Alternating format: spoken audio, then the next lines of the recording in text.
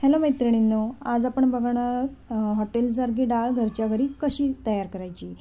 डाळ ती जी आपण बनवतो ती तूर डाळ, मूग डाळ दोन्ही सेम, काही जण मसूर डाळ बनवतात, पण बनवण्याची पद्धत त्याच्यामुळे ती जरा वेगळी वाटते।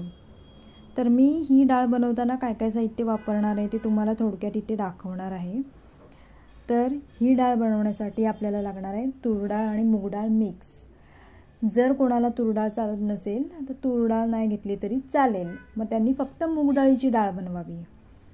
तूर डाळ ही कुकरमधून 3 ते 4 शिट्ट्या वाफवून घ्यायची आहे। एकदम मस्त अशी फुटली पाहिजे, ती मिक्स झाली पाहिजे। त्याच्याबरोबर राई, जिरं, हळद, मीठ, लसूण, मिरची, कोथिंबीर आणि कढीपत्ता हे महत्त्वाचं साहित्य आहे। टोमॅटो पूर्णपणे ऑप्शनल आहे, तुम्हाला आवडत असेल तर टाका, नसेल आवडत तर स्किप करा। आता बघा, ही डाळ आहे ना ती फोडून घेणार आहे मी पळीने। तुम्ही वाटल्यास ते तुमच्या पद्धतीने रवीने सुद्धा घोटून घेऊ शकता किंवा दुसरं काही वापरू शकता। तर इथे मी आता लोखंडी पॅन घेतलेला आहे, त्याच्यामध्ये राई आणि जिरं तडतडत ठेवलेलं आहे आणि ते तडतडलं। आता त्याच्यामध्ये लसूण थोडासा गरम झाला हलकासा की मिरची ॲड करायची आहे।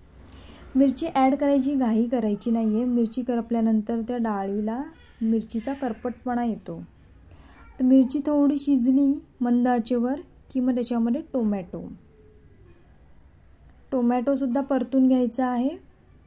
जर तुमचं भांडं पसरट असेल तर परतत बसण्याची सुद्धा गरज नाही, व्यवस्थित वाफेवर शिजतं।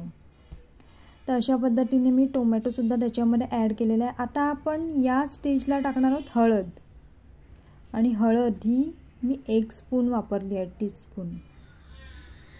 आता हळद थोडी हलकीशी गरम झाली की त्या हळदीचा लेयर तेलाला येतो आणि तो मग आपण फोडणीला घातलेल्या डाळीमध्ये व्यवस्थित असा वरती पसरतो। आता ही छान उकळून मिक्स करून आणि शिजवून घ्यायची आहे, जेणेकरून जे आपण वापरलेलं साहित्य आहे त्याचा सुगंध त्या डाळीला पोहोचला पाहिजे।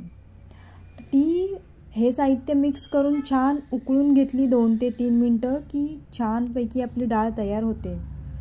काही जण कढीपत्ता आहे तो कोथिंबीरीसारखा वरूनसुद्धा ॲड करतात, तोही छान वाटतो। झाकण ठेवल्यानंतर कढीपत्त्याचा एक छानपैकी सुगंध त्या डाळीला येतो, किंवा फोडणीमध्ये टाकलं तरी उत्तम।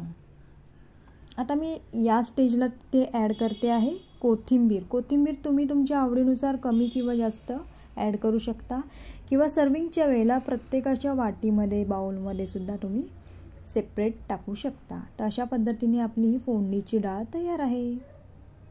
हॉटेलसारखी सेम तडका, खायलाही मस्त आणि दिसायलाही छान।